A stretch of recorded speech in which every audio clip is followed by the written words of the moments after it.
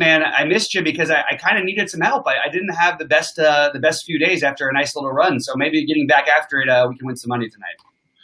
Yeah, I had a pretty decent football day. It was funny. I could have had like one of the funnier like big cashes there, like known to man.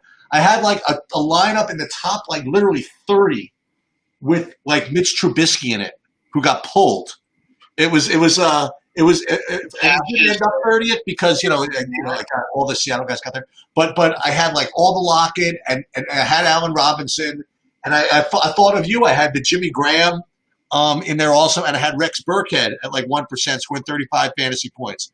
And the Seattle and whatever. And then what I needed, it's kind of fitting, since he got me a couple of weeks ago. I needed a good game out of Zeke. Like that. That's what I needed. I had like a good lineup all in the bag with just Zeke and Lockett left, and Lockett went off, and Zeke just kind of struggled. That one ended up like 100th or something like that. So I ended up doing pretty okay there, and I won my 2+2 league for the week with mad scientist Deontay Johnson scoring 1 point in the flex, a 1 p.m. flex play. He got hurt too, by the way. That was another one of my 30%ers that got hurt. Fucker. Sorry. Real quick, no, I thought it was interesting. Last thing before, I do think we may have made a bet which you won on the. I think we made it was a casual bet. I think we said Lockett versus Metcalf because we were sort of unusual. Yes. By the way, I would like to point out that it had Metcalf decided not to, for some reason, just stick his arm out at the 1 yard line. Idiot! I win that bet. That's the crazy part. Even as good a game as Lockett had, it would have been Metcalf would have actually had the bigger game.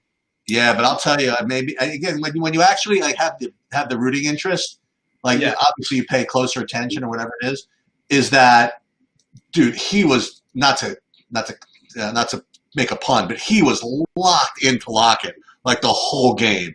Yeah. I mean, he was clearly where he was going. He went after him when there was 1 yard to go, 20 yards to go, whatever it is. So that was well, yeah, I mean, it's part of that is attributed to the Cowboys defense also because they really did make it clear that they were trying not to get beat deep. It didn't work, but that was what they were trying to do. It didn't work. All right, well, we got baseball. We got a great I was just talking to you pre-show. We're going to have a lot of stuff going for the next couple weeks because it's going to be awesome, these baseball slates, and we've got real strategy to go on. We don't have to worry about a guy maybe feeling, getting a finger injury and not going through it. People are going to play through anything. You're going to hear about things. You should hear about them in advance. I'm a little disconcerted by the fact that we got the White Sox lineup an hour and a half before, because if that happens, on the 8-game days, it's going to be really tricky. And you're going to want to be by your computer, which is make it more like a basketball type of slate almost. So let's talk about positions today because I think look, again, with playoff slates, they're going to be super interesting and super loaded with pitching. This is the extreme example, I feel like, because everybody is going to end up, I think, doing one of three things, and that's playing Cole on DraftKings, Cole Bieber, and I actually think Blake Snell, because of that perceived discount, will be lower owned. I like – wait, am I missing something with Giolito? Oh, I got Giolito's price wrong too. Oh, sorry, and Giolito would be the next one. I personally am finding on DraftKings in my big builds that I am trying to skip one of Bieber or Cole. It's hard to skip Bieber in general on the DraftKings slate because he's not a guy who's going to get blown up. Your best hope is basically that he goes like 6 innings and gets the loss like 2-1 or something like that. Maybe 3. I don't know. I mean, the Yankees offense is powerful enough where that there's definitely some room there, but Bieber should be the top player. Would you agree with that? Let's just say there was no ownership invested. We were playing. I guess I wanted to ask you about it because my first instinct was, even with the numbers and stuff, was Bieber, Cole, and you could just do it, and you could still do whatever you want, honestly, on DraftKings, pretty much. And then I'm starting to get torn into the other guys a little bit, man. I'm starting to get into Snell a little bit. I'm starting to get into Giolito a little bit. I don't think it's that clear, like Bieber has been awesome, right? He's clear Cy Young, clearly the best pitcher. And you compare even game logs, him to Cole. There's really no comparison. I mean, until the last like 5 starts, though, Cole has actually flipped it completely around. You sure? I mean, like, let's just see. Just on fantasy points. You know what I mean? Bieber it looks like he's got a floor of 30 every freaking game. I mean, like, it's ridiculous. I mean, Cole's been at 29, 31, 41, 28 his last 4 starts. Those are pretty solid. Now, 2 of those were against Baltimore, so you can take that with a grain of salt. But 2 of them were against Toronto, who ended up being one of the better power teams in baseball this year toward the end. Right. So, let's not write it off completely. And Cleveland is a gettable lineup, even though they also are a team 1 through 5 that should scare you a little bit. And there's a little power with Naquin, and I love them as one-offs against against Cole. I love them as one-offs. Let me ask you a question. Let's talk playoff baseball for a minute. So, again, I keep forgetting how this works. So, all I remember are these 2-game freaking slates where to play like relievers and stuff like that. These pitchers, like especially today, they're like in full. Right, they're going to try to pitch these guys 7-8 innings, right? Whoever goes, like the guys who I'd be worried about would be Luzardo. I'm pretty sure that if there's any trouble, you're going to see him being taken out early. He's getting tired of being in this spot. They're ready to win. They'll bring in whatever. And look, if Giolito gets wild, you could say that could happen with him. I think it's honestly, we haven't really seen a good thing from Snell in quite a while. And by the way, 20, while we usually would be thrilled with 20 at 7,800, that may not even do it today.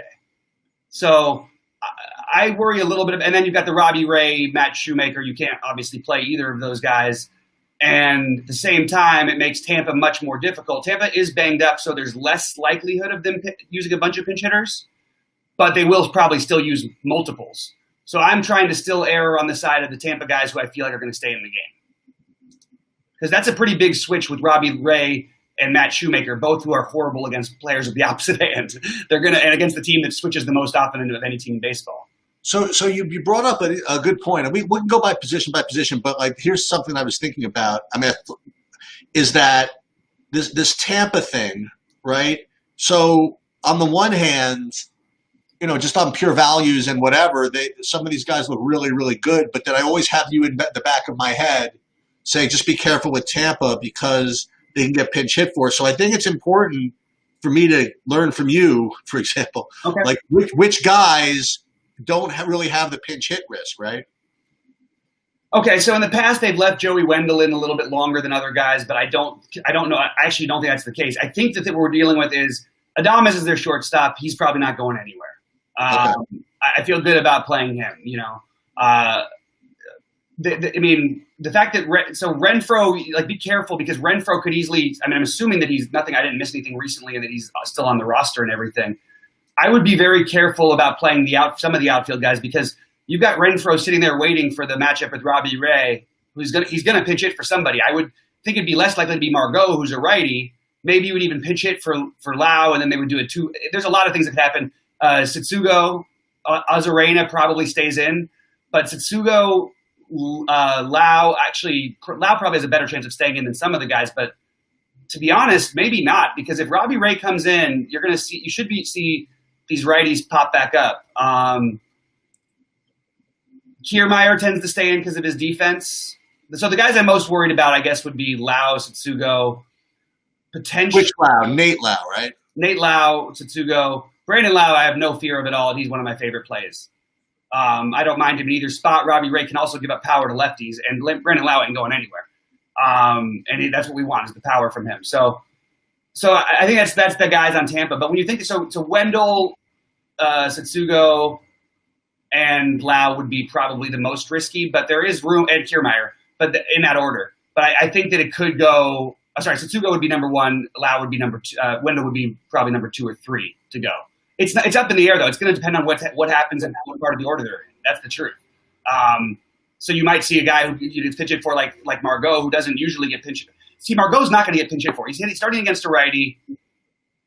It just wouldn't make a lot of sense. It's probably one of Kiermaier, Setsugo, maybe Wendell, but probably Kiermaier, Setsugo stand out to be the most likely.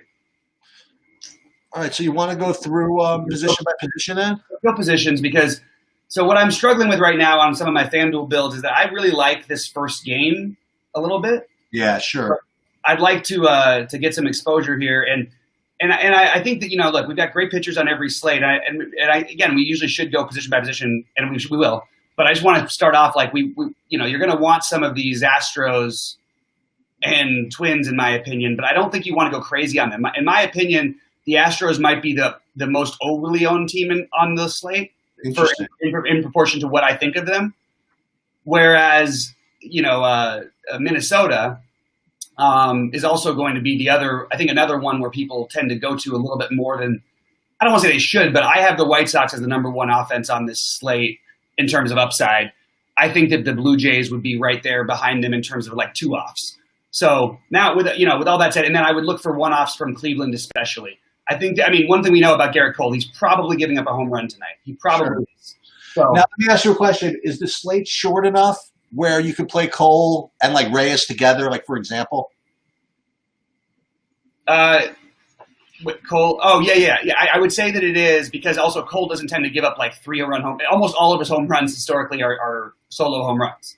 So okay. I wouldn't worry too much about him.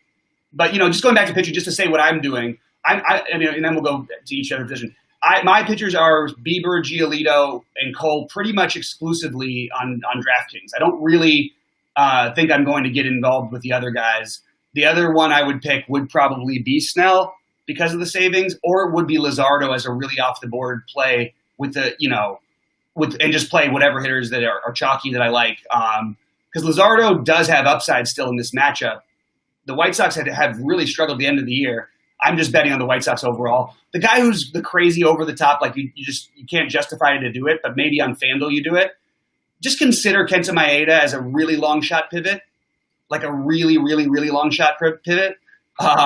You're getting a price discount. Basically, all he has to do is outperform Giolito in order to pay for himself right. He could even be below Cole, and it would still make sense, and he's going to be 1%, 2%, and there's still a chance that he ends up as one of the top pitchers on the slate, because the offense he's facing, quite frankly, has been pretty awful.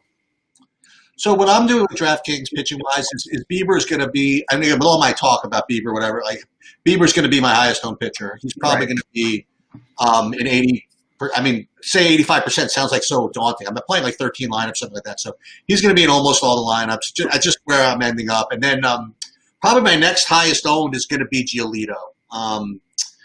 He just, I don't know, man. He's just got that big upside, and you can't play everybody. And yeah, I do have Giolito a little bit more than Cole. I'll have much less Snell than either of those guys. Like maybe one or two lineups. Like I'll have like two lineups maybe with Snell, but I'll also probably have two with Luzardo. You know what I mean? I don't regard Snell as a much better play than Luzardo today. And right now I do have one lineup with Maeda. So yeah, that's where I'm at with the pitching. That makes a lot of sense.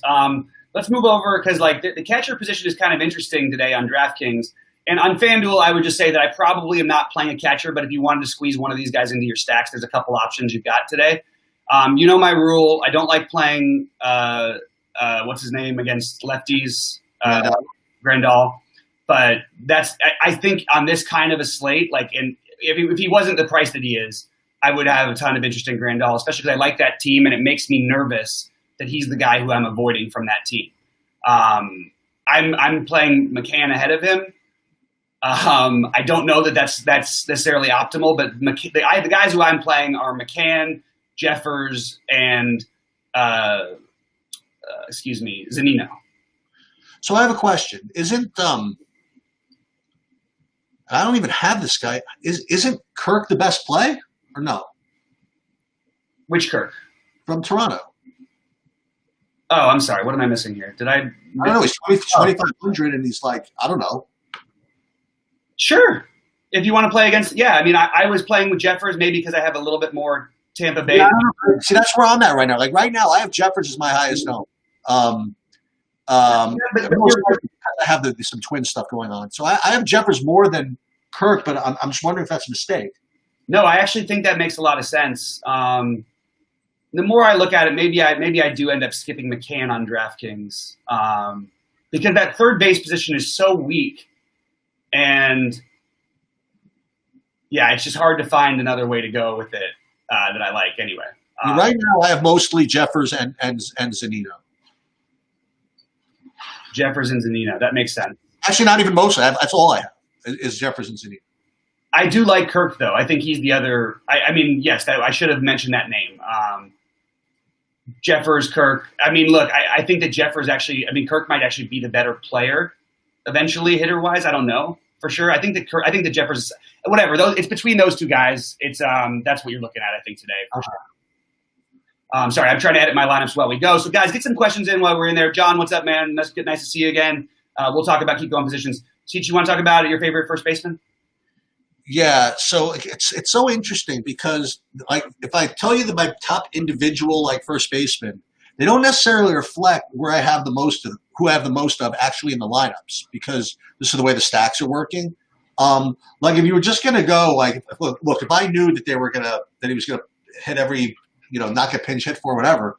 I mean Nate Lowe at 3,500 might be my favorite play, but I'm just not getting there. I mean I have like one of him. But my two favorite guys is one's going to be Vladimir Guerrero. Mm-hmm. I have the most of him. And then I'm kind of into the Houston guys. So even though I don't like to play him that often, he fits in my stacks really nicely, is Gurriel. But again, as a one-off, I would never play him. But as part of the stacks, I think is fine. And Sano looks good in the Minnesota stacks. Yeah. Yeah, so the thing the funny part for me is that this is going to be basically me not talking about anything. There's two players I'm playing at first base. Okay. It's Abreu and Sano. It would have been Encarnacion and Abreu with a little bit of Sano, but now with Sano, he's my replacement for, and I like him a decent bit. One thing about Greinke is he's been really good against lefties this last year and a half, basically. Before that, he'd really hit some struggles against lefties, so people sort of think of him as this guy who really struggles with lefties. But the truth is he struggles with righties a little bit more the last year and a half. So, and righty power specifically. So Sano would be the guy. I love Guerrero in general today. I think all the numbers match up for him to be a good play. I just like these guys better. That's all I got. Yep. Sounds good to me. All right. Yeah, we're getting there. I'm absolutely I have like 99% Tim Anderson. So you're fine, Brian Brooks, whoever, I mean, in terms of quality of play, I love Brian Anderson. So we'll get to that position. Second base, who are the guys for you here? The second base is kind of dirty for me because it's a guy I wouldn't play probably on his own. But, dude, Arias is hitting freaking leadoff for the Twins. It's kind of hard for me to not get some of him and with the other stuff I want to do. So I'm definitely going to get a decent amount of him. Although, again, like as a one-off, he's not going to – I don't know what he's going to really do. Just like you say, keep the lineup moving. You know what I mean? Brandon Lau is obviously. I mean, look, you're against good pitch. It's tough. It's a playoffs, but he looks pretty good, Brandon Lau. And then in the Houston stuff, I mean, Altuve just kind of fits. If you play, and again, I hate to hedge here, you know what I mean? But but Nick Madrigal is not bad, No. and so he makes the White Sox stuff work. So I like him also. Those are the guys I have the most of. I have the most of Arias, probably the most, and then Altuve. Brandon Lau, and I got one kind of hoodoo in. Oh, okay. So if you didn't like whatchamacallit, Arias hitting first, you could play Marvin hitting ninth. He's second base eligible also. Yeah. Okay. Yeah. You're not a Marwin guy. What's that? You are not a Marwin guy. No, first of all, Marwin has made me so much money. It's ridiculous. Like I love Marwin in certain spots where he's the fifth guy or from right. I just by the way, he made me tons of money when he was in Houston. He's always been a good hitter in a great offense who's not really a power guy, which is But I do like Madrigal. I think that I'm just gonna almost lock in Brandon Lau. I just don't like this position, and I think it's hilarious that I like Arias. He has on FanDuel. I have no business playing him on DraftKings, just none. No. Okay. So that's where I'm at. I don't really have. I get the Altuve thing. If you want to go for another guy to pay up for, I originally had Joey Wendell in here. I'm starting to get a little bit off of him, but he would be the other one I would play. That's pretty much it for me, except for I have to mention Chad Pinder on both sides at near minimum cost. If you're not playing Giolito, should at least be on the board for you. So I think you mentioned him though too. I didn't, but as I'm going to my FanDuel builds, I have a couple of random Pinders. It's interesting because he's actually cheap. He's proportionally, even though he's minimum on FanDuel, he's actually kind of cheaper at 2,200 because you get that extra little value. And this is a guy who can make hard contact. It's been a terrible year for him. He's been awful. But he can make hard contact. Giolito can get a little wild, which means he can sometimes leave him in the zone. You can make an argument that at 2,200 you could play this guy. If you wanted to stack up Toronto big time, you could play VR, but I don't think that's the wisest decision. Okay. Third base is also for me fairly straightforward as much as it just completely sucks. Is that fair? Yeah. It does. Okay, go for your guys. No, I don't know. I mean, I think Bregman's awesome. No, I don't know. I have like 50% Bregman on DraftKings, and then I'm spread out of the other good guys. I mean, I have BGO, a little Ramirez, a little Moncada, like you kind of mentioned earlier, and that's pretty much all I have. I'm actually expecting points in my third baseman. Me too, but I'm paying up for Jose Ramirez. And I'm not even questioning it. You're going to get Bregman at really, really high ownership. Think so? A guy who is devastating against righties. I would rather, and by the way, Moncada's not great from the right side either. So I can see that argument, but he fits in with my Chicago business. And so it's Moncada, Ramirez. And then again, where I just needed to pay down, I threw in a Joey Wendell and a Yoshi Tsutsugo here and there, and even have a Pinder lineup. So that's basically where I'm at. We should probably move along because we've got a few minutes, and I've got a question coming in here. Okay, so what question we got? No, I'm sorry. It was a different question that I thought. Oh. Let's get it, Carmen. By the way, you see this, everybody? Carmen, yeah. Took it down. Good job, buddy. Good job, man. That's awesome. That's freaking great. And I was going to say, it obviously due to my expert advice on how to play second half showdown slate. All right, are you ready to move on to? But great, again, Carmen. Any other time, I'd be giving you more praise, and we'll have you on sometime. It'd be fun to talk about. Shortstop, I think it's so straightforward for me that it's like you pay up for Anderson or Bichette, or you pay what's it called on FanDuel? You pay for Lurie Garcia. Oh, no, you can do it over here too, but you're not going to pay 28. Lurie Garcia's minimum cost on FanDuel. So you've actually got two good minimum costs on, Lurie Garcia at shortstop, and then you have Arias and Pinder both at 20 in the low twos. So more of a FanDuel play for me. Polanco is the guy you'd spend down for, but I'm just going to end up playing Tim Anderson. And if you want to play Lindor and throw him in that mix, I have no problem with that. Yeah, Correa for Houston stacks. I have more Bichette on DraftKings than Anderson, but don't take that for what it's worth because the last run I did, I had more Anderson than Bichette. I'm not exactly sure what I did, but I like them both, like you said. I mean, I think those are the two best plays. And do I have anybody else at shortstop? No, I have Bichette, Correa. Oh, I got a little bit of a Dames. Or a Downs. Oh, sorry. He was the other one I liked. Sorry about that. That's a my. So I have him the same amount that I have Polanco. That's where I'm at. Oh, and I do have one Lindor.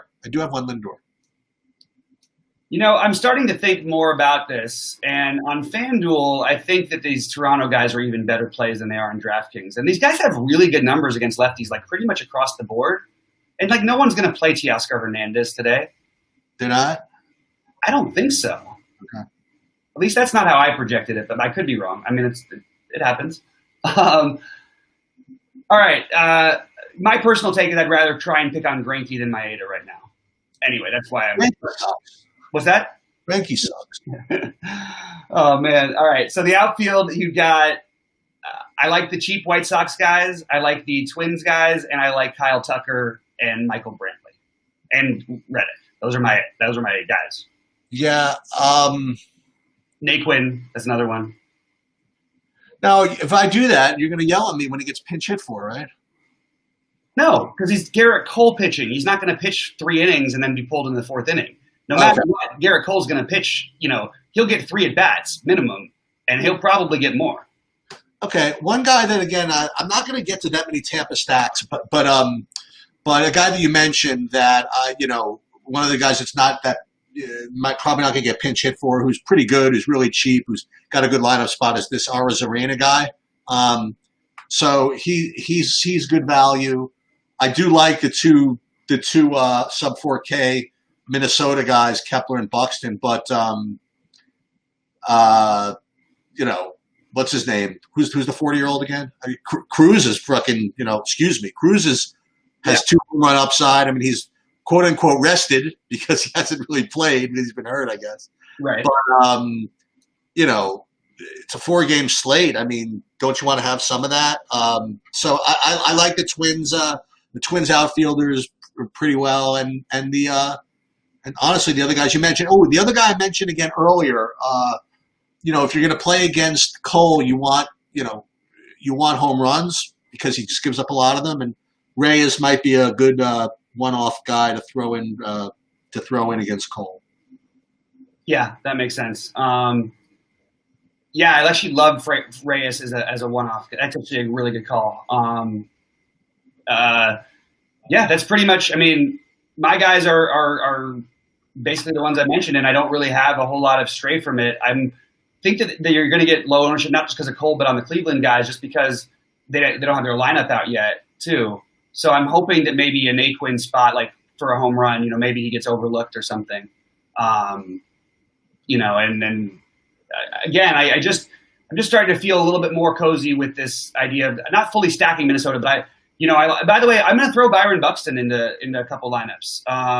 He's my second favorite outfielder. I mean, yeah, it's sort of off, be a little bit offbeat for us not to play him, So Buxton, Kepler, Rosario. Kepler's the best one in my opinion today, but I like Rosario a ton, and I actually am just playing Buxton more because, I like Byron Buxton. That's it. Okay, just a couple of disclaimers. If when I do win like 100,000 on one of these things, you're like, well, why didn't you talk about these guys? In my 13, I got 13 DraftKings lineups. I do have one of them with Oakland stacked. I have I like this. I got one with Olsen and Lamb and Kanha and Luriano. I mean, I just have one. So that's the first thing. The second thing is that on DraftKings, on FanDuel, I don't know why just on FanDuel, but I'm gonna have like at least one or two Yankee stacks. You're always getting leverage when you're going against Bieber, all right? And the Yankees are good, right? So this is one of those that if things are going a certain way, I might kind of finagle around because that is the late game, right? Right. So I do recommend that, it is only 4 games. And if you somehow get, remember, Bieber has the Yankees are patient, so they're going to, make him throw some pitches. And he could get through his 105 pitches and have a good game and only get through 6, right? So you still might have 3 stabs on the road against the bullpen with really, really good Yankee hitters. So, Stanton, Judge, Hicks, like the normal type of guys, I wouldn't sleep on them today.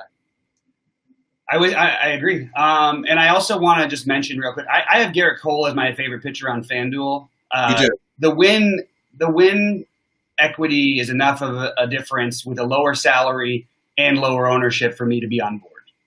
I've got the same. I've got actually Cole is my highest owned pitcher on FanDuel as well. I have, what do I have? Like 10% of it? I have 10 lineups. I have like 40% Cole, 30% Bieber, and then 20% Giolito, and then I got one stray Snell in there. Oh, gotcha. All right. Well, we got Devon Anderson saying, Bobby, can I not call out a lot of your favorite plays today? I apologize, man. What questions do we have? Anything? No, it's actually pretty dry, guys. Guys, if there's anything else popping in, throw it out. I want to ask you something because we've gotten through a lot. So I want to ask you about a contest that's going to go on DraftKings tonight. And I think it's fascinating. I don't think anybody's talking about it or whatever it is. So the NBA in the finals, they have like the showdown, whatever, with paying like $1 million for first. Well, they're not paying anybody $1 million for first, okay, but paying $1 million for first. But they have this like series thing where you play you bet on a lineup and you get them every game in the finals. So it's interesting because you want to you have injury risk, you have all kinds of other stuff going on, and I guess you didn't even see it, so you don't have any takes on it. But I think it's an interesting type of contest. I think, what do they call it? Series? Let me just pull this up really quickly. Not showdown. It's called series. So, and they're paying, let's say, $10K for first on a $10 buy-in. And they just list these salaries, and you put somebody in the captain, but you get them the entire series until it ends. Interesting. Yeah. By the way, I'm still able to edit my lineups until 11:08, which I didn't realize because they looked like they were locked. Well, they're locked maybe on DraftKings. That's really weird. They showed it up as live, and then I just edited one of my lineups to get a little bit of a freaky stack in. Are you playing 150 in the million thing tonight on the show? No. Not? Okay. For baseball? For today? For basketball. Oh, for tomorrow? Yeah. Oh, I thought that was today. No, tonight. That's what I thought you were going to bring up. The most maybe the most interesting conversation we can even have, Sheets, which is basically there's the debate. Haven't you seen the debate thing? It's pretty funny. It's pretty funny stuff. It's you got the debate with the debate from what's it called? The debate tomorrow is tonight. I mean, but you can bet on all the kind of prop bets and stuff. They're pretty funny. Oh my God! It's pretty funny. It's pretty funny stuff. Some of it. So give me some good ones. Go ahead. All right. So there's like stupid ones that you can easily make money off of. Like they're all stupid. So go ahead. But hear me out. Let's just see and make sure I get this right. Okay, I did. Sorry, it was my last thing. So like there was the what color tie? Will Trump wear? Of course, he's going to wear a red tie. Will Trump refer to Biden as Sleepy Joe? Will Biden mention? I mean, they're pretty basic. I just thought they were kind of funny. Let's see. Will Biden play a song on his phone during the debate, which is just kind of stupid, but it's kind of funny. And like stupid obvious is more what I meant. Like, will Trump mention fake news? Like, all these are obvious. You know what I mean? Like, anyway, so I got distracted for a minute. Yeah, I remember they had them for the Democratic debate where they say, was that on FanDuel or something, where you say China virus first or who says coronavirus first? Oh, I remember this. They had the different the faces, and they melded the faces together or something like that on the app. So, do they have action on that on FanDuel and DraftKings? Yeah, it's a free tournament that they just sent over. But I'm sure that it's going to tie with 1 million people. It's like a $50,000 free roll, I think. Oh, no. We got to look at that right now. I think it is. I don't know. You know what's funny? I still don't know how to find it because I have other friends who tried to get in on it. But it pops up at some point if you log into FanDuel. But as we're doing this, I'm going to answer Brian Brooks' question. For the fun of it, predict the highest seed to lose in the first round. So I want to just make a quick statement about these baseball playoffs. This is garbage. This is nonsense in real life. I love when you talk about the playoffs in baseball. Well, it just annoys the hell out of me. I mean, partly you have to understand who my team is, so partly it makes sense. We've had probably maybe 9 of the past 30 some odd years the best team and haven't won a World Series in 32 years. So the Dodgers get this, and this is by far, this is important that on BetQL, by the way, that these people should be all over this. The worst bet you could make is the Dodgers to win the title right now. They're such an astronomical favorite over everybody else. There's so much variance, which is what I said before the season. You know, bet on the Marlins and hope they get in. Bet on KC. Bet on everybody who's unowned, because it doesn't matter once you get into this. It's 2 out of 3 games. Anybody can win 2 out of 3 games. So, I would be betting on all the lower seeds. It's really somewhat of a crapshoot. The best teams, in my opinion, are the Dodgers, and with the Yankees healthy, they're tough to beat. Bieber in short series like they're going to be, and they're going to try and probably get him in to throw as many pitches as he – well, I don't know actually what they're going to do with him. But I like the Dodgers and Twins still as the best teams. Dodgers, Twins, Yankees. But I just don't trust this system. I don't like this system as a way of rating who's the best team. All right. I'm there. I'm there in the top – okay, so I'm there in the FanDuel contest. You have to click through a couple of times. There are 10 questions you have to answer. Okay? Mm-hmm. Ready? Okay. How will the candidates greet each other? Elbow bump, fist bump, handshake, or none of the above? You should guess. See if you can guess what I already picked on this one. None of the above? Yep. They're just not going to touch each other at all. It seems odd that they would, based on the things that have happened. So I'll pick that too. Number 2, what issue will the first debate topic address? COVID-19, election integrity, Supreme Court, or other? Their best chance is the Supreme Court, but it's got to be other because you got to think about it. You have an ultra conservative from Fox News who's the moderator. See, here's the strategy you don't get everywhere else. That's the moderator of this debate, and I don't think he's going to pull a Megyn Kelly and come out and talk about these women who have pressed these charges against you, which is what she did, and which is what we have the movie Bombshell to talk all about this. But I can't imagine that there won't be a little bit of a soft toss debate topic to sort of start things off, is my guess. So you think Supreme Court or other? Supreme Court or other is where I had picked other, but I would think Supreme Court. And it's funny because that's not a soft topic right now at all. But compared to the others, it's just such an extreme way to start. Doesn't really. I'm going to go with chalk. I'm going to go with COVID-19. Okay, it's funny because I feel like that's going to be the later topic to be. Maybe not. Number 3, which candidate will be asked to respond first in the debate? I have a strong take here. What do you got? Who's going to be asked to respond first? Biden. Why, though?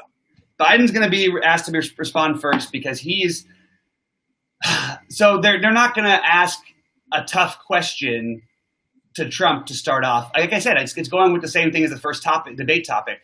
You have a moderator who works for Fox News. I think they challenge Biden more likely off the bat. Either that or soft toss to Trump first.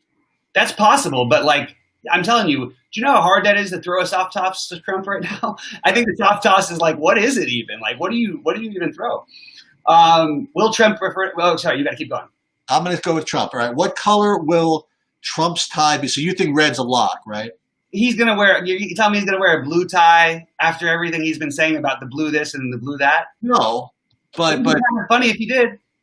But other is just there's just so many more possibilities. No. His hats are red. Red is the authoritative color. He's going to pick red. Yeah, I'll chalk out with red too. We'll get different somewhere else. Okay. Will Trump? You got different already twice than me. Will Trump refer to Biden as Sleepy Joe? I think absolutely not. Are you serious? Yeah, absolutely not. He's done it in every single time his name has come up. Ooh, so maybe I get him not as chalk. I don't know that. So no, I like his face. How would he refer to him? Yeah, I guess, or to the moderator. Yeah, maybe I should change my answer on that one. I don't think he's going to refer to him at all. You know what I mean? He'll say that in the liberal left and all. He has to do that, so he has to say all of his little things, and that usually would include Sleepy Joe. But that's a good one, Sheets. I actually think that the no is kind of interesting there because I feel like that's an obvious. I feel like you're going to get an 85% answer of yes. I know that some of these answers correlate. We have to go back and figure those out. Will Biden or the moderator mention his Twitter activity? Absolutely not. What is that all about? There's absolutely no chance that his Twitter activity doesn't get mentioned. Really? I can't imagine that Biden and they'd be so dumb not to drop in a few things about it. All right, so I'll fade that one too. I'll go no there also. Okay. Wow, you are really off the board here. Biden mentioned Scranton. What does that mean? He's from Scranton. Absolutely. Yeah. All right. Number 8. Which candidate will be the first to be cut off by the moderator because they're over time? But it's a conservative moderator, right? Right. Yeah. Neither is interesting. No, neither is 2%. That should be 100 to 1, 1,000 to 1 bet or something. Right. I mean, that's what the moderator think, though. I don't know. Chris Wallace, maybe. I mean, I guess I'm gonna go with Trump. Me too. I just think there's no way it doesn't happen. Number 9, will Biden play a song on his phone during the debate? I don't know what that's all about, so I'm just going to say no. Yeah, I'm gonna say no too, and it's kind of a little bit tongue in cheek, a little bit like he played Despacito in front of a Hispanic crowd. Oh, did he? But he was introduced by the singer, so it wasn't like it was that crazy. Anyway, whatever. And then a free square, right? Will Trump mention fake news? Such a free square that this should be like the 1,000 to 1. So we've done this now, right? Okay. So now we didn't plan on doing this. So I put in my picks, and we're going to review them again. And then wherever we're different, we're gonna bet $1 again. We're gonna go double or nothing. So question one, did you say none of the above? I said none of the above. So we no action there. Number two, what'd you pick? Other. So we have action there. So I have COVID and you have other. Okay. Which is going to be asked to respond first? I said Biden. So I said Trump. Okay, so we have action there. Trump versus Biden. Okay, asked to respond first. I'm going to respond first. I'm so glad I have action tonight. Hold on. COVID versus other. Okay. What color will Trump's tie be? We both picked red. Sleepy Joe, I said no. What did you say? I said yes. Oh, excellent. Okay, so I'm hesitant on that one now. No Sleepy. 6. Will Biden mention the Twitter activity? Okay, you said yes and I said no, right? Yep. Oh, excellent. Okay, and then we both said yes for Scranton? Yep. Did we both say yes? Oh, did you say Trump when you cut off or Biden? Yeah, we both said Trump. Both said Trump, and we'll play a song. You put no? Yep. Me too, and fake news, yes? Okay. So we have action. Now, again, I'm not a big swinger, so I'm not going to go $1 per question, but we'll do $1 for the total. You know what I mean? We can't tie, right? Because I think we've got an odd number. Yeah, I can't. I can't afford to lose that much, so we'll go $1 for the whole pool. Okay. All right, sounds good. Well, hey, by the way, how's Matt doing? He's 100% and yes. Back in action. Oh, God, he's back in action already. Oh yeah. The most predictable thing of all time. But that's great though that he's doing good. And a little bit of a interesting little I told you so, whatever it is. So, when we got back from Virginia, we had to quarantine for 2 weeks because Cuomo has certain states on the shit list as far as what states you could travel to and have to quarantine. Just today, Virginia was taken off the quarantine list. Oh my God, that sucks. So, well, now we can go see him again if we feel like it. I know it sucks timing wise though. You guys Totally. All right, guys. Hey, thanks for tuning in there with us. We appreciate you. Good luck to everyone out there. For Sheets, for everyone at BetQL. Check these guys out. Promo code BobbyFi for 20% off. Like and subscribe, all that stuff. And yeah, we'll be here daily. So thanks for tuning in. Sounds good.